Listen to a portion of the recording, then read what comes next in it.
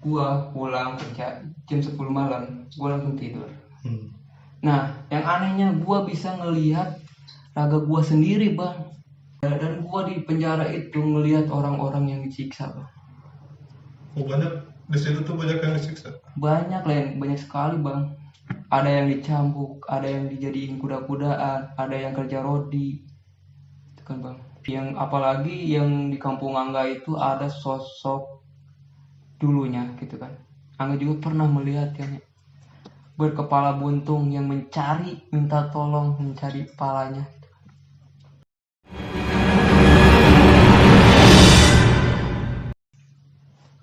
Assalamualaikum warahmatullahi wabarakatuh. Baik lagi bersama gua Padiansa di Imaginary Channel. Pada kesempatan kali ini gua kedatangan narasumber yang bernama Angga Maulana. Dia berasal dari Sukabumi. Nah, untuk selanjutnya kita bakal ngedengerin cerita mistis dari dia. Gas gue. Assalamualaikum Bang Angga. Waalaikumsalam warahmatullahi wabarakatuh. Gimana nih kabarnya nih Bang Angga? Alhamdulillah sehat. Gimana Kang Baldi? Alhamdulillah sehat. Nah, kesempatan kali ini Bang Angga bakal cerita tentang apa nih? Kalau cerita sih ya intinya aja kan gua pernah dibawa ke alam gaib gitu, Bang. Oh, jadi bakal nyeritain tentang Bang Angga tuh pernah dibawa ke alam-alam yang lain gitu ya? Iya, benar. Oke. Kalau kalian yang penasaran dengan inti ceritanya, langsung aja ke inti cerita. Gas gue.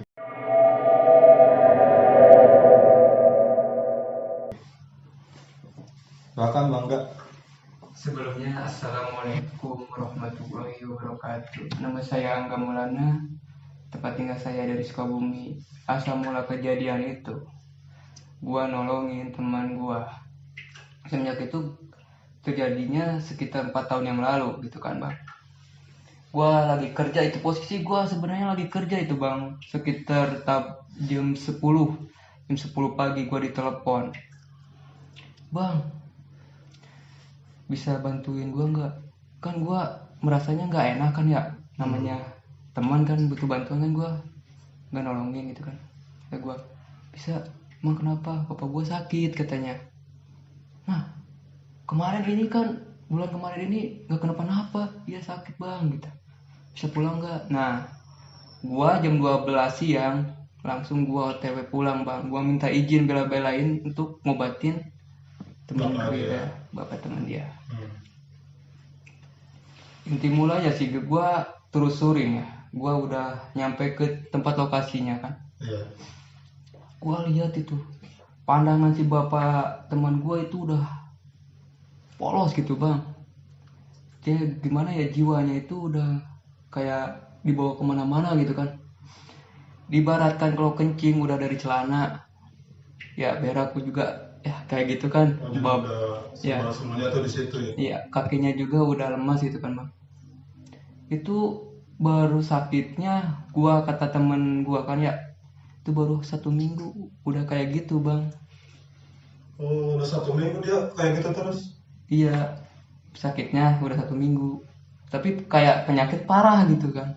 Itu tuh maksudnya penyakit seminggu itu bawaan dari orang lain atau kiriman atau gimana tuh bang?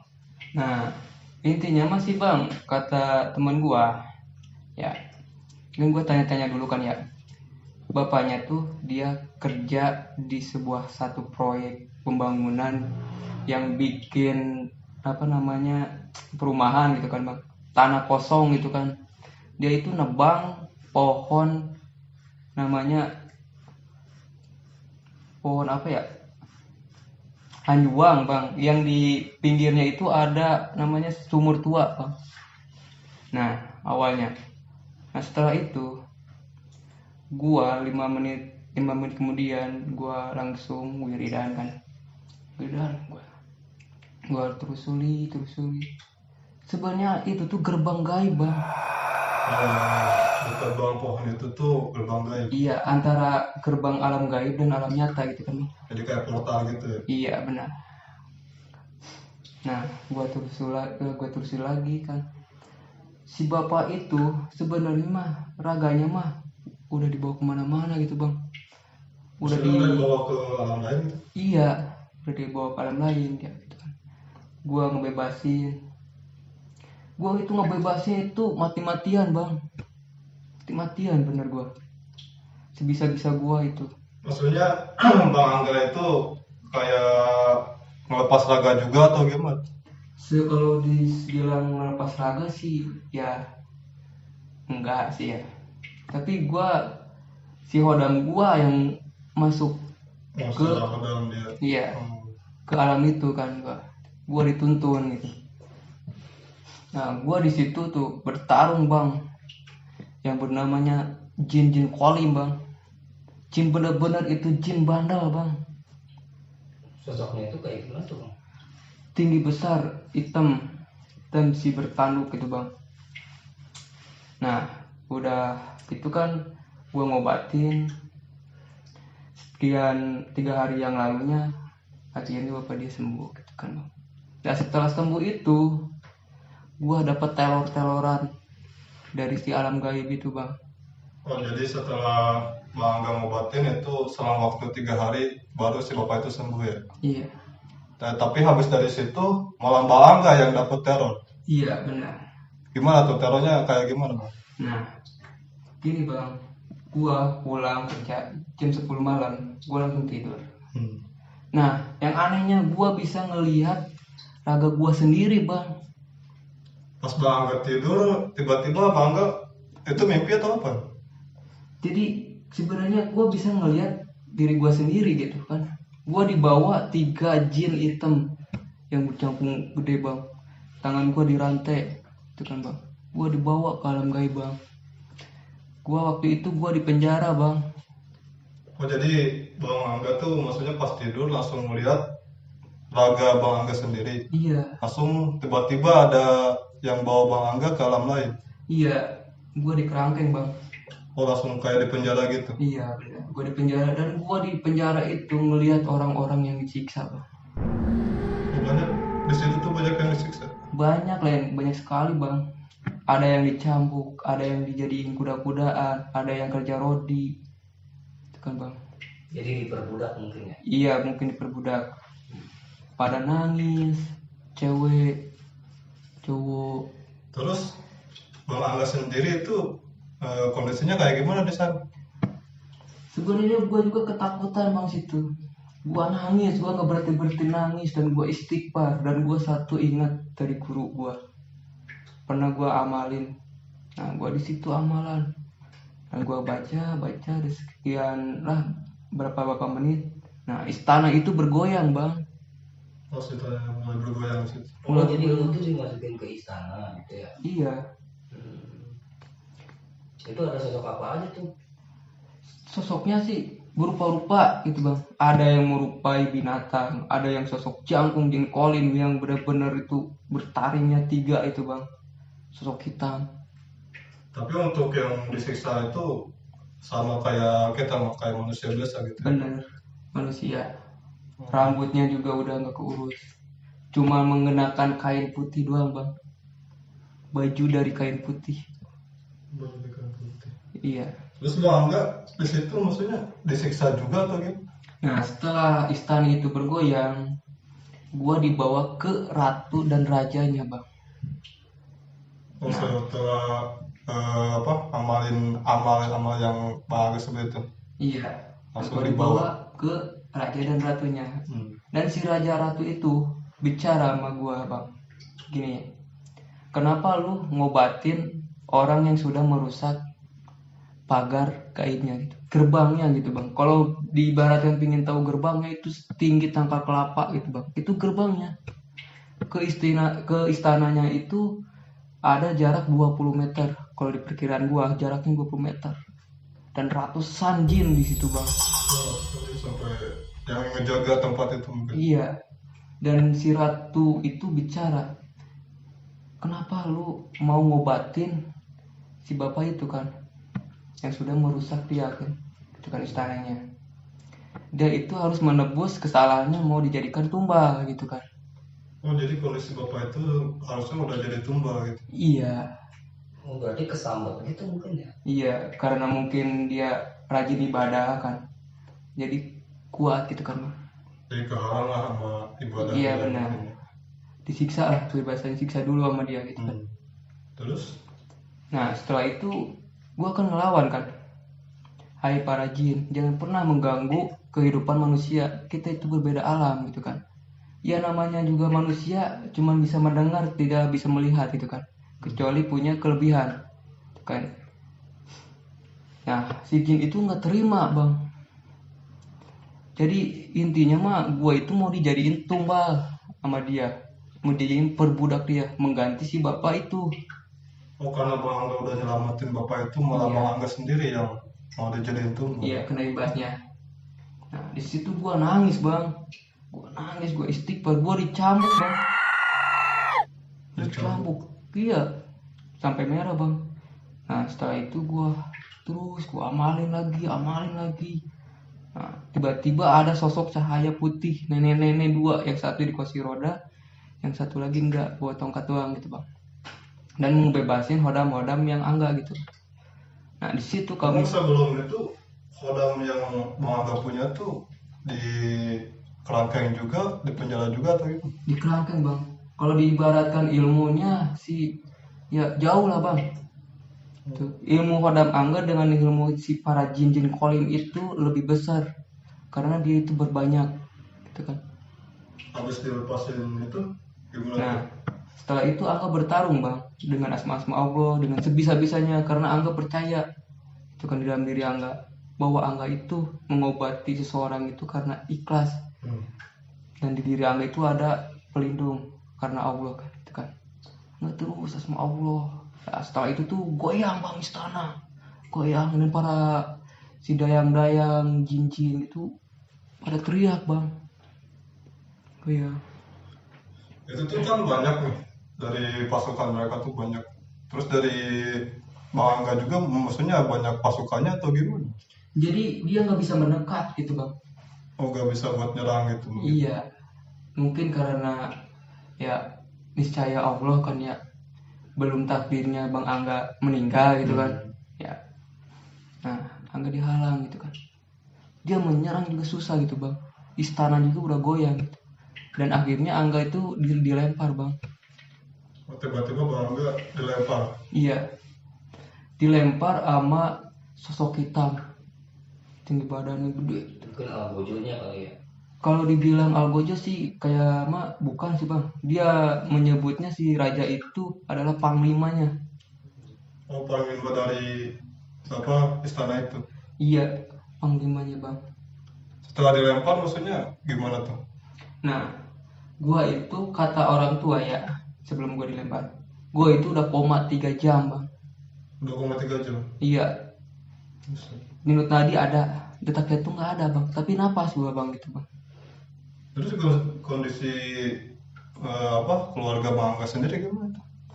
Kalau kata orang tua itu udah panik bang, udah nangis bang, udah nangis waktu itu. Udah khawatir banget mungkin ya? Iya, dan sebenarnya juga diri sendiri juga udah nangis banget gitu, takut nggak bisa kembali ke raga angga diri. Mungkin itu sukma ya. Mungkin kayak sukma ya.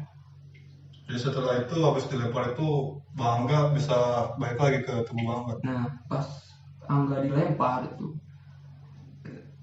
angga masuk lagi ke diri angga, detak jantungnya bang, kenceng banget bang, itu kan keringat basah. Pas itu keringat ke badan, merasa perih bang. Pas dicek itu ada bekas cambukan. Oh, yang tadi dicambuk di alam lain itu sampai itu? Nyata itu bang. Apa ke dulunya nyata gitu? Nyata bang, benar. Sampai ada bekasnya mungkin? Iya. Kalau dari hal logika mah nggak mungkin kan ya? Iyalah. Jadi Itu membekas udah gitu bakal ya. masuk. Iya. Oh, ada bekasnya gitu jadi banyak. Merah di sini bang. Sampai panjang banget itu. Benar. Sampai sini. Panjang merah. Habis dari situ udah normal lagi atau masih ada gangguan-gangguan? Nah setelah itu Angga jadi memperbanyak ilmu lagi gitu kan bang. Angga lari lagi ke ilmu Angga, ke guru Angga. Bukan hanya satu guru. Dulu itu Angga sempat punya 4 guru bang. Oh, sempat punya 4 guru? Iya benar. Memang pertama apa ya Bang Angga mungkin memiliki kayak ilmu kayak gitu mungkin ya. Itu tuh kayak gimana sih awal pertamanya tuh? Awal mulanya sih itu dari SMP bang, mengikuti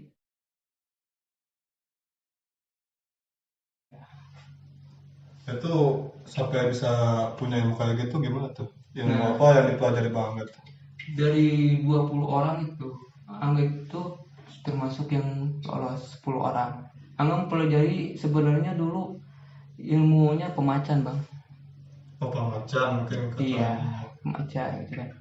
Yang tadinya tidak bisa melihat, yang makhluk-makhluk astral jadi bisa melihat kan. Waktu itu sempat kaget bang, dan hampir-hampir gila itu bang. Kalau pengen tahu hampir gila itu waktu SMP, hampir gila itu bang. Itu hal apa yang dijalanin gitu Bang Angga? Harus ngelewatin rintangan apa? Harus puasa dulu atau apa gitu? Nah, semenjak itu kan udah melewati sebuah kuburan jam petang jam 12 malam gitu kan, sendiri-sendiri. Udah situ banyak yang terjadi yang minta tolong. Terus gini-gini. Nah, Angga lagi-lagi ke guru Angga. Kita juga terbiasa katanya. Gitu kan. Konsultasi terus. Nah, sekian 4 harinya Angga dikasih satu amalan gitu kan. Hmm. Amalan puasa putih gitu. Selama Puasa 1 putih. bulan. Dan menyempurnakan ilmu itu bang, dari jam 7 malam Angga tapa di atas batu kali sampai jam setengah 5 subuh. Itu barengan atau sendiri? Sendiri-sendiri itu nggak boleh barengan. Oh, gak boleh barengan. Iya, Hal apa yang ada gangguan-gangguan atau gimana pas dapat? jadi kalau gangguan sih banyak bang, yang seperti nangis, yang minta tolong, yang apalagi yang di kampung Angga itu ada sosok dulunya gitu kan. Angga juga pernah melihat yang berkepala buntung yang mencari, minta tolong, mencari kepalanya. Itu mewujudin langsung atau Benar ngejudin langsung ke orang yang bisa. Tapi ada sih orang juga yang nggak bisa gitu kan. Ini cerita ya, ada tetangga yang mancing malam-malam biasa mancing lubang gitu kan. Nah, didatangin sama sosok itu bang. Kepala saya mana? Kepala saya mana? lagi mancing gitu tiba-tiba dia datang gitu Iya. dengan berkata kayak gitu ya? Iya. Sampai dia itu loncat ke kali bang. Buset. Orang yang mancing itu loncat ke kali langsung ke daerah seberang bang, lari ke daerah seberang, saking paniknya itu, saking takutnya itu bang. Hmm. Jadi habis kejadian mungkin apa gitu ya, habis itu Bang Angga mulai bisa lah ngeliat-ngeliat hal kayak gitu. Nah kalau itu sih, kalau ibaratnya sih baru dasar gitu kan bang. Ngobrol dasarnya aja. Iya dasar itu kan, udah dasar. Nah udah gitu kan, nah memperdalamin lagi ilmu, dikasih lagi, baru nambah lagi 2 guru kan ya. Sebelum kita kejadian yang kemarin gitu kan. Nah Angga itu udah punya 2 guru itu bang gitu. Oh, sebelum yang kejadian yang tadi ya? Iya, ilmu kebatinan. Sebenarnya itu belum apa namanya, masih dasar itu bang, belum bisa apa-apa, belum pernah. Ya yang kalau ngobatin kesurupannya sering gitu kan, tapi ngobatin orang yang kena gitu kan belum pernah gitu. Jadi jangan coba-cobalah gitu kan. Jadi Bang Angga tuh sebelumnya sebelum belajar ilmu itu emang pernah sering ngeliat atau pas Bang Angga mempelajari ilmu itu baru Bang Angga bisa ngeliat kayak gitu? Kalau dari kecil sih alhamdulillah belum pernah gitu kan. Orangnya kalau dibilang lucu lah, dibilang penakut banget bang. Kelas ibaratnya kelas 1 SMP juga masih diantar ke air bang. Itu. Tapi itu pas ngalamin kejadian kayak gitu gimana? Perasaan Bang Angga sendiri? Semenjak kelas 1 SMP itu bang, Angga pulang dari sekolahan, Angga melihat anak STM tawuran dan kepalanya putus di itu bang. Di situ Angga tuh cerita ke orang tua dan Angga itu mengikuti perguruanan dulu sama orang tua, dimasukin Cimande. Kepalanya sampai putus. Iya, dan Angga juga nggak sekolah 1 minggu saking Padahal traumanya. trauma juga ya. Iya. Lihat hal kayak gitu. Ya, mungkin ya perasaan orang tua kan takut gitu kan. Ya namanya ilmu bela diri kan wajib gitu kan ya. Nah, ya ibaratnya baru kembangnya doang gitu kan. Nah setelah itu nambah-nambah tahun, nah, ada sosok orang gitu kan, masih satu kelas gitu kan, enggak, yuk kita gabung. Kemana? Ke perguruan.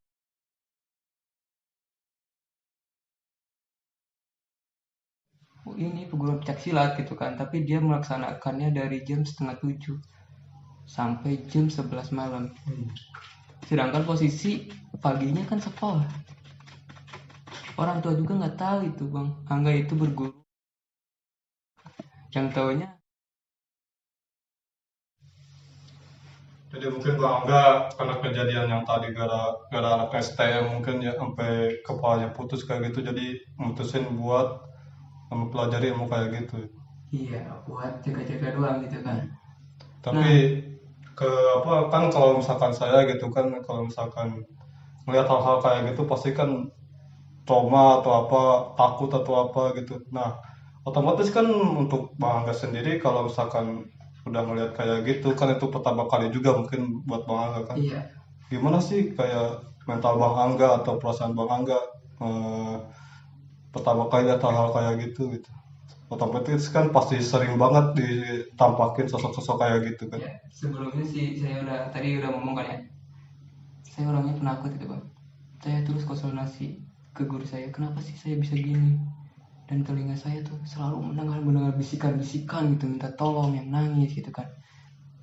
Nah, kata guru Angga kan ya, nanti juga terbiasa, ini bawaan dari badanmu itu kan. Terus 2 hari 3 hari dan dikasih amalan, terus kasih amalan, belajar ilmu lagi.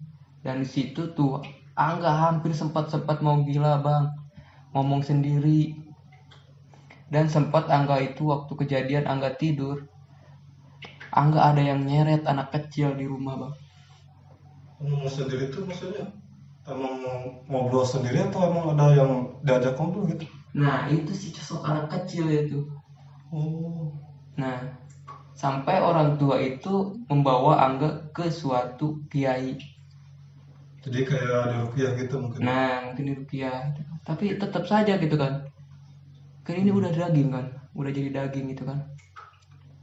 Mau nggak mau Angga harus menjalankannya kan. Tapi kesini apa mulai terbiasa atau gimana? Nah kesini Angga udah mulai terbiasa karena Angga punya nama satu, bisa membuka dan bisa menutup.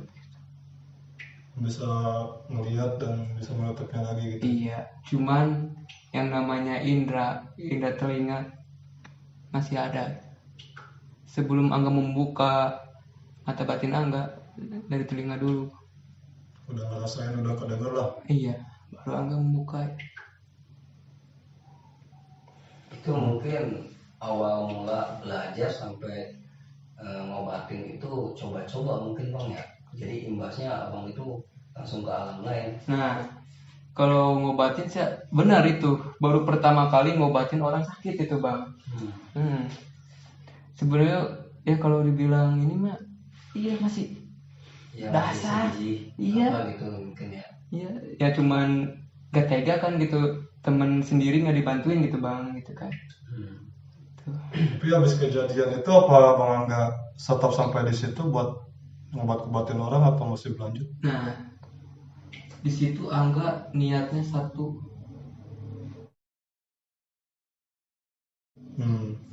mengobatin apa saja gitu kan. Dan Angga juga punya jadi menambah lagi 2 guru, jadi 4 guru bang, gitu kan. Jadi justru di situ bikin Bang Angga memperdalam ilmu itu lagi. Bener bang. Buat lebih apa? Kalau misalkan menghadapin kayak gitu bisa lebih kuat lagi. Iya, jadi intinya sih nggak mau terulang kedua kalinya, gitu kan. Karena ini mengobatin itu sebenarnya antara hidup dan mati itu emang benar. Apalagi kalau yang diguna-guna oleh dukun. Kalau diguna-guna oleh dukun seperti santetan itu kan sebenarnya bukan hanya satu dukun itu bang, berbanyak. Bukan. Kalau cuma satu dukun, ada seorang ibu, kita ngaji udah kelar, langsung musnah bang si sihir-sihir itu. Jadi itu dukunnya banyak bang. Misalnya Bang Pali ya, kalau amit-amit ya, kalau disantet kan, itu sebenarnya bukan satu dukun bang, Tapi banyak mungkin yang dia bisa gunain. 3, 4. Luar biasa emang ya. Pengalaman itu Cukup luar biasa, pengalaman benar-benar jadi bagi saya itu bisa. mungkin ya hal yang kayak gini itu kalau nggak kuat mental mendingan jangan. Mendingan jangan, apalagi kalau lu misalnya belajar tanpa guru. Gua juga yang ada gurunya, gua itu hampir gilanya itu 1 bulan lebih bang. Kamu sendiri gitu Iya, kan. 1 bulan lebih bang. Luar biasa. Jadi jangan ditiru lah kalau misalkan nggak kuat mental terus yang nggak ada guru juga mungkin. Iya benar. Ya dengan pengalaman-pengalaman kayak gitu apa nih yang Bang Angga jadiin motivasi atau hikmah buat Bang Angga sendiri itu apa? Sebelum ke motivasi dan hikmahnya, Angga cuma mau ngasih tahu dulu ke para yang pendengar ya. Sebelum itu, kalau mau kemana-mana ataupun mau bekerja di proyek ataupun kerja di mana, harus bilang permisi. Karena kita itu bukan sendirian gitu. Kita itu ada gitu, yang namanya alam gaib itu ada, harus percaya itu bang. Seperti nebang pohon yang kejadian itu, bisa kencing sembarangan, harus waspada kan gitu kan. Ibaratnya kita tuh harus santun gitu bang. Harus apa lah kalian? Ada Ya, mungkin ya. ada gitu kan. Dan hikmahnya Angga itu ya satu, Angga jadi tahu gitu kan, oh bahwa yang namanya tumbal-tumbal itu tuh, yang jadi tumbal itu tuh seperti ini gitu, sakitnya tuh seperti ini gitu, kerja paksa itu seperti ini. Sampai dibawa ke alam lain, Iya itu kan bang, dicambuk segala macam. cambuk, dipaksa bang. Luar biasa. Itu ya yang ngasih, yang di alam gaib ya, itu tuh di kelihatan Angga itu cacing bang, dipaksa makan cacing itu orang-orang itu. Jadi makanan mereka selama di sana tuh kayak makan cacing kayak gitu semua. Cacing, darah, rambut. Iya bang. Mau ngulangin lagi nggak bang? Lain kayak gitu kira-kira. Kalau misalnya ngulangin lagi sih ya pinginnya mah ya pingin ngeberantas gitu bang ya, niatnya juga kan ya, ngeberantas gitu hal-hal gaib itu ya. Jadi gimana ya, kita itu sama lah gitu kan, apalagi kita itu makhluk yang sempurna gitu kan, nggak boleh ada yang ngeganggu gitu kan, kalau bukan ulah dari kita sendiri. Iya. Nah, intinya mah ada mungkin ya. Iya. Oleh itu kita itu harus ada adab, jangan semena-mena gitu kan, mentang-mentang kita yang paling sempurna gitu tapi nggak tahu adab. Iya benar. Oke, mungkin untuk kesimpulannya ya teman-teman ya. Intinya jangan kita tuh kalau di mana-mana tuh jangan spontan gitu. Harus ada adab, harus ada kesopanan gitu. Kita nggak tahu dalam apa lingkungan itu tuh mungkin ada hal-hal yang di luar nalar kita gitu kan. Jadi kita tetap harus jaga kesopanan kita, adab kita kalau di mana-mana gitu.